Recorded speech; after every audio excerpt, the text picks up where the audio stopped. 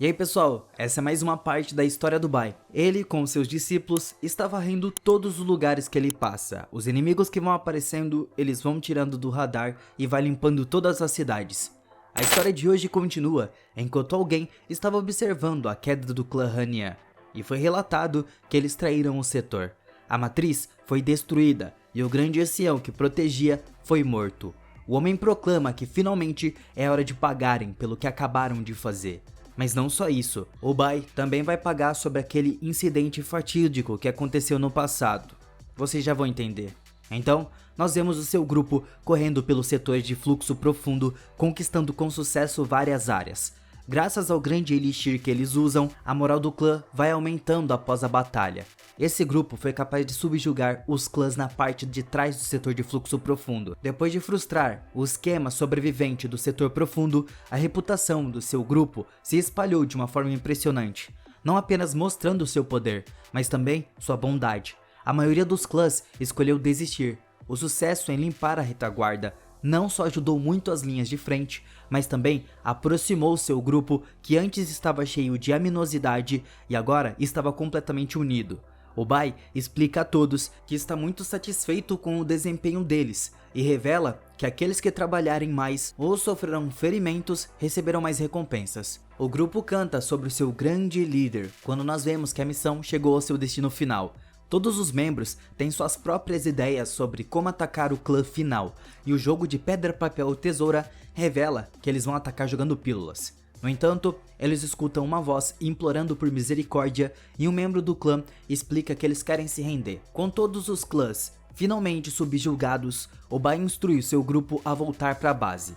No entanto, o Jali explica que o grupo estava indo bem agora e recomenda que eles apenas saiam direto para as linhas de frente. O Bai explica a eles que mesmo que os clãs estejam todos derrotados, ainda pode haver alguns fugitivos perdidos. É seu trabalho proteger a retaguarda para garantir que aqueles que lutam na linha de frente não têm que se preocupar com a retaguarda. Então aqui, o seu velho amigo Xian estava prestes a ser destruído por um ataque. O Bai corre para salvá-lo. No entanto, Xian avisa o Bai que ele precisa fugir, já que o alvo é na verdade ele. O líder do grupo de ataque explica como é incrível que o Bai não tenha mudado depois de todo esse tempo, porque ele ainda não pode deixar de defender os outros. O Bai instantaneamente reconhece a voz e fica chocado em ver que o líder é o Jidao. O Bai não pode acreditar nisso porque ele tinha certeza de que havia o matado. O Jidao revela que a verdade é que ele alcançou os portões do inferno, mas em um flashback foi mostrado um ritual que foi realizado nele e que fez ele voltar à vida. O Jidao explica que, uma vez que ele pensou no fato de que o Bai estava vivo, ele simplesmente não poderia morrer. O Jidao expressa sua gratidão aos deuses por trazer a sua presa diretamente para ele, mas também foi pelo Bai estar sendo acompanhado por um pequeno grupo de retardados. O plano do Jidao é matar o Bai, porque ele afirma que as tropas dos setores espiritual e corrente sanguínea de linha de frente cairão logo. O Xian pede que todos escapem enquanto ele o segura, mas o Bai é rápido em lembrar ele que ele nunca sacrificou seus companheiros de setor. Os inimigos atacam, mas o grupo do Bai usa com confiança suas esferas cheias de gás neles. O Xian fica surpreso ao ver mais uma vez a névoa da praga do pico do cadáver em ação e vê que ela estava muito mais forte do que nunca. O Xian percebe que é assim que seu grupo foi capaz de subjugar a retaguarda tão rapidamente, que o Bai dá a ele para se divertir. O Jidao quer saber que tipo de feitiçaria é essa que o Bai estava usando, mas o Jidao não foi afetado. Isso deixa claro que ele não é mais uma pessoa viva. O Jidao injeta vida nas suas tropas caídas enquanto explica ao Bai que o culpado por todas as coisas ruins que já aconteceram com ele foi o Bai. Mas agora o Bai promete não cometer o grande erro de deixar o corpo dele inteiro, e ele vai garantir que o Jidao não machuque seus companheiros de setor. A intensa batalha começa e o Xian ajuda muito. O Jidao é extremamente poderoso. Os danos imprudentes e medo de lutar podem prejudicar os membros do setor do Bai. O Jidao explica que ser revivido o tornou muito mais forte do que antes, mas o Bai diz a ele que ele realmente só se tornou um monstro. O Bai consegue levar essa luta para longe enquanto ele demonstra sua força superior. O Jidao não tem medo e explica ao Bai que ele não pode fazer nada com ele, porque o seu corpo é capaz de curar rapidamente. O Bai consegue acertar ele com as espadas de sangue e acerta alguns ataques também mais poderosos, e o Jidao ficou se perguntando como ele estava sendo derrotado mais uma vez pelo Bai. Ele continua seu ataque e explica que ele é simplesmente mais forte do que ele. O Bai ataca violentamente e se torna bem mais difícil para o Jidao se curar, e ele não consegue acreditar que o Bai estava fazendo com ele o que ele pensava ser impossível. O Jidao faz uma última tentativa de se defender por sua vida. O Bai só fala como ele já o matou uma vez e vai matar de novo. Ele pode fazer isso quantas vezes ele quiser. O Jidao é claramente derrotado e mal consegue escapar quando o Bai arranca o seu braço. O Xian chega para relatar que o seu grupo de sobreviventes do setor de fluxo profundo foi derrotado e fica chocado ao ver o braço decepado do vilão. Daí, o Bai explica que o Jidao conseguiu escapar e é informado pelo Xian que ele provavelmente estava indo para Majestic City. O Xian explica que 28 dos 29 portões da montanha do setor profundo foram capturados. Uma cidade majestosa é a última que ainda resta. Então, nós vemos de como Jidao foi para essa cidade. Ele pede desculpas ao patriarca por não ter matado o Bai. O patriarca estava furioso com seu discípulo inútil, porque isso significa que eles perderam a melhor oportunidade de romper a aliança entre os setores do espírito e da corrente sanguínea. No entanto, o patriarca supremo Han fala que ele precisa se acalmar e fazer o máximo possível para melhorar a sua força física, ou então ele vai perder de novo e de novo.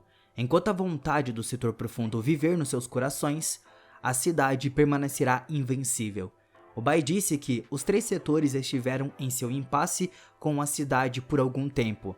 A cidade é uma fortaleza natural contra perigos, e o Bai expressa sua determinação de fazer aqueles da cidade pagar por tentar tirar a vida do Bai. Eles começam a cantar outra canção para o jovem patriarca e mestre de sangue, enquanto juram protegê-lo até o último segundo do seu suspiro.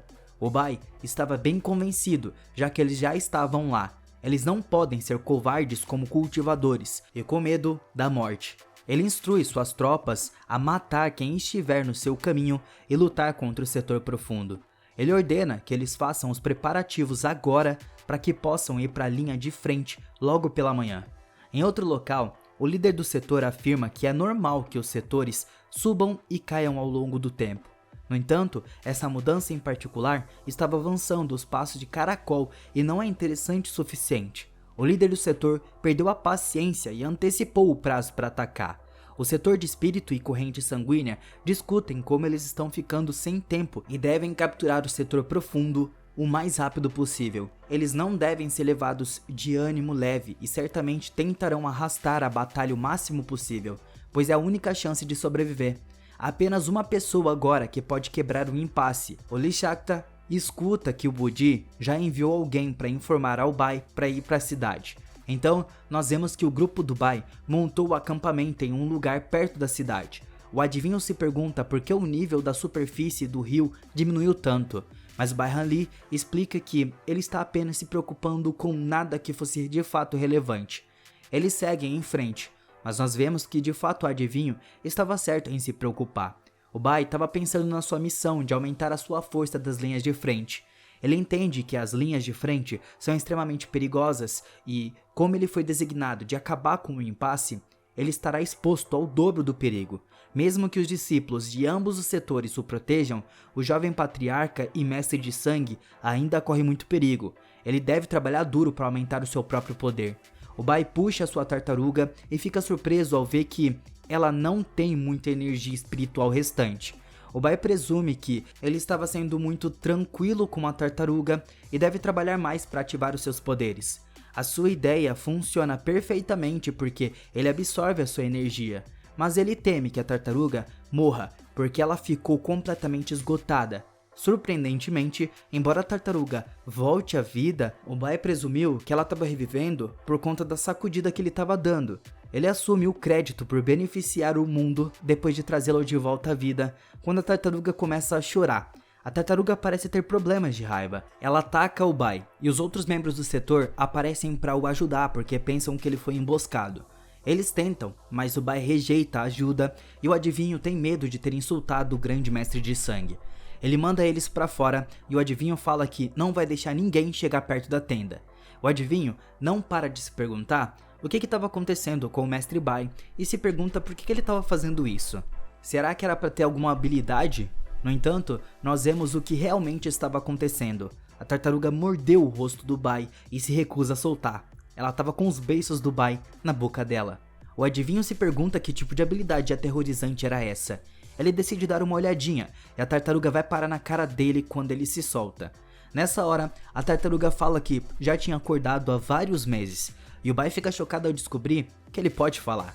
O Bai percebe que a relíquia da eternidade é realmente incrível, mas a tartaruga estava furiosa porque o Bai ficou sacudindo ele todos os dias desde que o encontrou. A tartaruga estava muito brava porque teve dias que ele foi balançado mais de 1000 vezes. O Bai, ao mesmo tempo, grita que não gostaria de ter sido mordido com tanta força. O Bai afirma que não fez tudo isso de propósito porque pensou que ele estivesse morto e só queria ter certeza de que a energia espiritual não foi desperdiçada. Isso deixa a tartaruga ainda mais brava, porque ele explica que acumulou essa energia espiritual ao longo de várias centenas de milhares de anos, mas agora estava quase completamente esgotada por causa do Bai. A tartaruga mal consegue esperar para morder ele até a morte, mas o Bai fala que, se não fosse por ele, a tartaruga ainda estaria enterrada no fundo do setor da corrente sanguínea. O Bai fica chateado ao acreditar que a tartaruga não estava retribuindo a sua gentileza. Ela estava com muita hostilidade. Os dois continuam a discutir, mas a tartaruga ganha vantagem e explica que o corpo frágil do Bai não sobreviveria ao seu ataque sério. O Bai começa a o atacar e o adivinho fala para os outros não chegarem perto da sua tenda porque ele estava trabalhando em uma habilidade nova muito perigosa. Na tenda, nós vemos que a tartaruga evita todos os ataques do Bai e chega até a provocá-lo. O Bai chama a tartaruga de língua afiada e arrogante, além de presunçosa, mas a tartaruga apenas zomba dele. O Bai fica bravo, pega a tartaruga e a joga dentro de um caldeirão, mas a tartaruga não se incomoda nem um pouco e afirma que o fogo no caldeirão não está quente o suficiente para aquecer a sua carapaça. Ela diz ao Bai que ele precisa trabalhar mais para fazer um fogo mais quente e continua a insultar o Bai.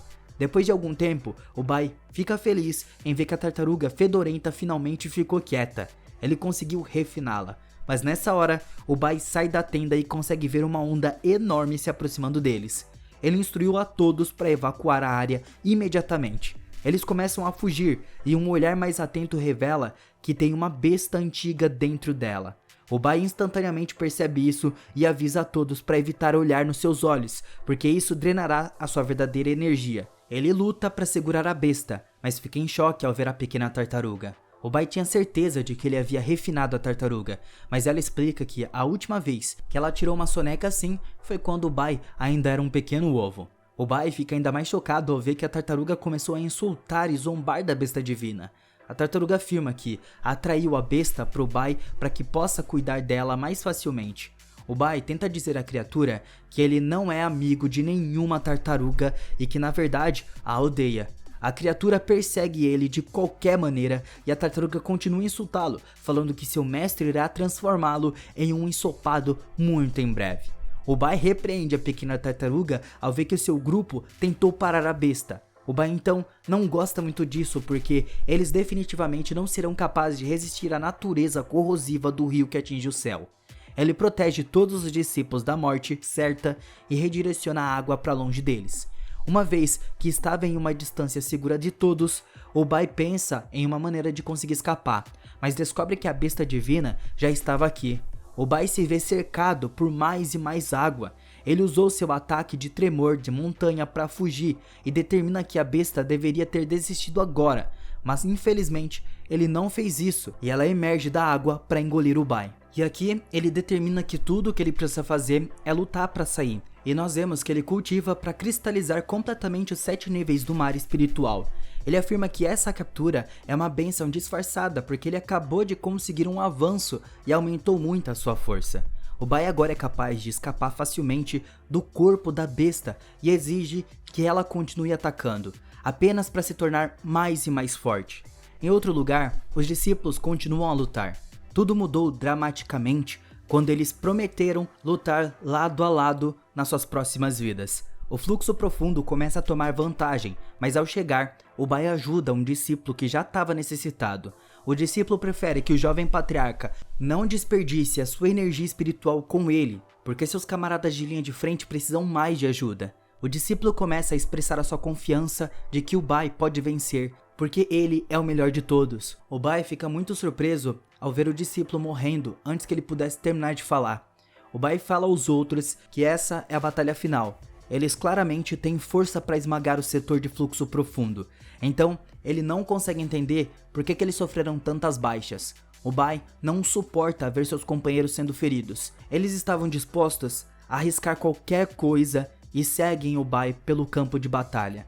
Os discípulos do fluxo profundo ficam chocados ao ver que seus inimigos têm reforços. O Bai estava doido querendo acabar com eles. Ele abre caminho para o monstro contra o qual os discípulos estavam lutando e rapidamente os derruba.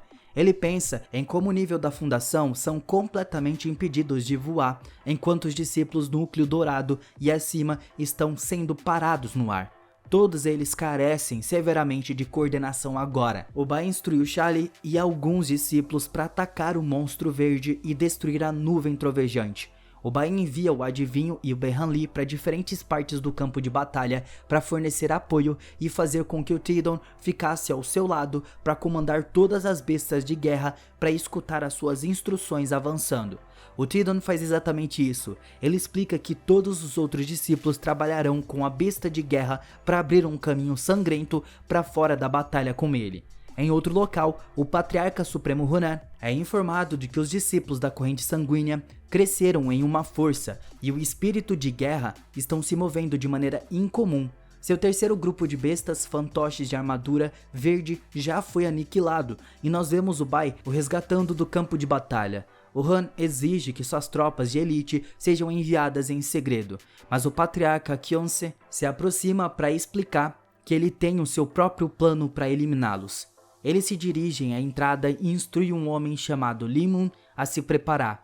Ele na hora avisa os seus prisioneiros discípulos do setor pílula que eles agora se tornarão fertilizantes para a glória do setor profundo, enquanto ele usa para ativar a sua arma. Os prisioneiros apontam como Limun os traiu, mas ele os ignora. O grande sacrifício espiritual é quase completo. Nas proximidades, os patriarcas dos outros setores ficam chocados ao sentir uma aura estranha que envolvia a Spirit Stones. O patriarca espiritual com os outros chamam eles completamente de canalhas que abandonaram completamente a ética humana porque não deveria usar humana para fazer matriz. Todos os patriarcas tentam derrubar a sua matriz e o Qian não permitiria que eles interferissem. O Limun finalmente termina de ativar a luz da matriz. Ela espalha pelo campo de batalha quando um ataque dos patriarcas passa, mas é tarde demais. O fluxo espiritual fica chocado ao ver que os fantoches derrotados anteriormente não apenas voltaram à vida, mas também sofreram mutações com carne humana. Esses fantoches mutantes são poderosos demais para competir. Então os discípulos espirituais da corrente sanguínea são ordenados a cobrir um ao outro e eles têm que recuar imediatamente. O Han, no entanto, instrui os fantoches a atacá-los antes que eles possam fugir e eliminá-los do campo de batalha. Um desses fantoches, marionetes, determina que ele tem a força de um cultivador de núcleo dourado de estágio inicial. Ele ordena aos seus subordinados que ajudem a dividir a matriz, pois concentrará o dano na pessoa inicial que opera a matriz que a marionete não permitirá que eles façam o plano dele enquanto ataca. O Bai chega voando para salvá-los. O fantoche fica furioso ao ver alguém tentando se opor a ele, mas o Bai continua seu ataque. Era claro que o fantoche era super poderoso. O Bai recebe ajuda, mas ele diz que não precisava porque eles estavam completamente exaustos. Mas não importa muito para eles, porque eles querem ajudar, mesmo que seja com toda a força restante que eles tenham. Ele explica que ele realmente admira o seu caráter duro. Azor e seus subordinados usam o poder da sua matriz para continuar apoiando o Bai, o que lhe dá tempo para invocar o poder da serpentina espiritual. Um Bai gigante que luta contra o fantoche. Eles precisam concentrar o seu poder espiritual em uma ponte e aumente seu ataque. O Bai instrui a eles a concentrar o seu poder no seu braço e permite que o Bai acerte um ataque devastador. O fantoche é derrubado, mas choca quando ele agarra e torna o Bai gigante em uma pedra, deixando ele imóvel. O fantoche joga sua espada gigante na Zoe, mas ele corre para pegá-lo antes que acerte ela. Eles ainda continuam desencadeando um ataque poderoso atrás do outro, que coloca uma pressão imensa no Bai e faz tudo o que pode para combater isso. O Bai atinge o nível de poder que mostrou anteriormente, e o Patriarca fica chocado ao ver a chave do caminho celestial. O fantoche fica completamente pasmo ao ver um cultivador no nível de estabelecimento da fundação, fazendo o equipamento exalar a quantidade de poder de alguém com um núcleo dourado de poder intermediário. O fantoche tenta testemunhar a sua verdadeira força, mas o Bai o impede facilmente e explica que o fantoche preto seja reverenciado em todos os lugares por sua força. A sua luta com ele foi extremamente decepcionante. O Bai passou a dominar completamente o fantoche, arrancando seus membros e aterrorizando o portador dele, arrancando a sua cabeça. O Bai estava furioso e adverte o setor profundo para nem pensar em manter um único dos fantoches que eles usaram refinando usando vidas humanas.